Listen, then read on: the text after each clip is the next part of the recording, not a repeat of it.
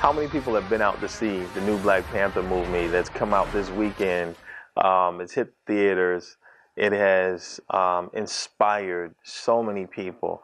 And I know so many people of color, some black people. I went to that movie on Thursday night, and I only went the Thursday night. I was going to see it anyway because I always support black films, but it was my daughter's 20th birthday, my daughter Amira. And when I asked her, hey, what do you want to do for your birthday? She said, I want to go see Black Panther with the whole family. So I bought tickets, paid over $100 for these tickets because people were buying them up. So the only one we could get was in the biggest theater in Madison. And so went there, was so surprised, honestly, in how well that film was done. And for those people who might not understand what this means for us as African Americans, or at least a guy like me, who likes the intersection of current social issues, African American or African history, and the whole comic thing, with Black Panther, it was refreshing to see an almost all black cast in a major budget film, not the $5 million budget films, but multi-million dollar film with special effects, great car chases and fighting and all the stuff that you like in an action movie. But in the backdrop of all of that, the theme that ran through it was a black nation. I'm not going to give the plot away. Had the ability not only to save their own people and protect and support and cultivate their own folks and support them long term, but had the ability, if they wanted to bring their innovation to the rest of the world. As black people, we're always cast as clowns, needy. Occasionally now we'll see black people cast in a positive light in movies a little more frequently than we have. But never have you seen where the black cast is everything.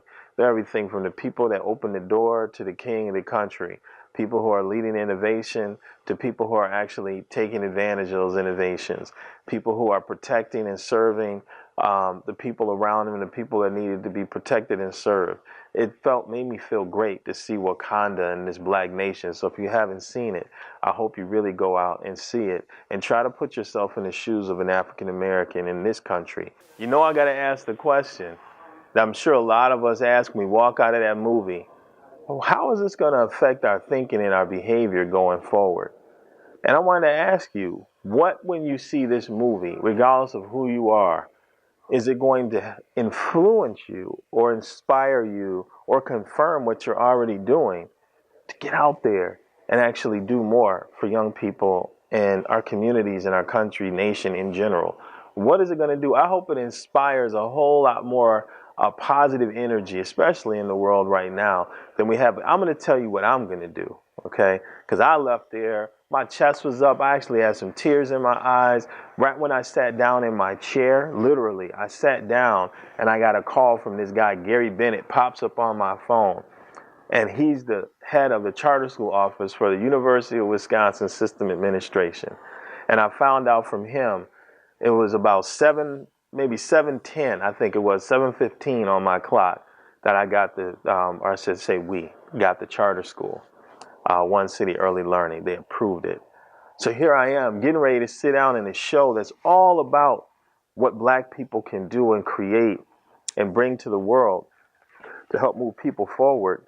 And I get this call, and that happens. Earlier that day, even before I got to the movie, I found out that we were approved for a grant from a local corporate foundation, which was huge. And know that we've got some other good news coming out about our school this coming Thursday. So just some good stuff happening. But here I was, I sat down in that seat.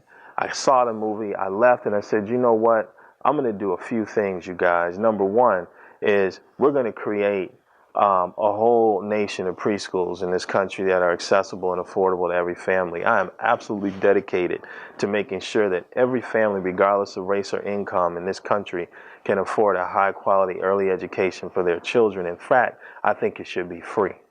So I am taking it upon myself to continue to move on that agenda that I've already had, but with even more spirit in me, to make sure that that happens. And guess what? We're getting close already, you guys. We're almost, I think I've actually figured out a way to make this happen with existing dollars. So we don't have to go to communities and ask them to give more money. We know what happens when we start asking governments to give more.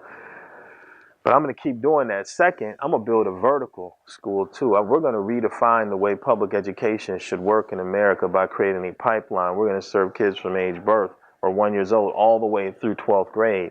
And we're going to reconfigure how that education is provided to our children. We're going to make it fun. We're going to make it deeply experiential. We're going to make it an exercise in creating things and learning from our own creations and innovations and failure. We're going to give our children those experiences early. Third, we're going to make sure that the parents of those children have jobs and opportunities so that they too can help move their children forward. As your parent is your first mentor. They're your first idea of what it is that you can become. And parents, you don't have to have a job like mine or big corporate job in order to be respected by your children. They just need to see you be happy. They need to see you be satisfied and working hard.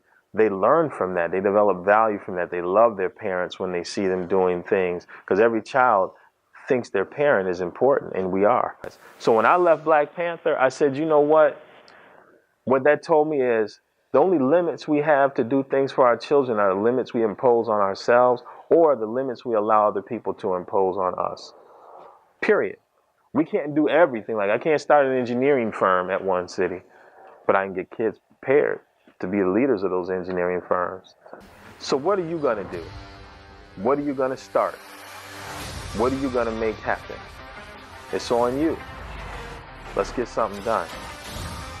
Peace.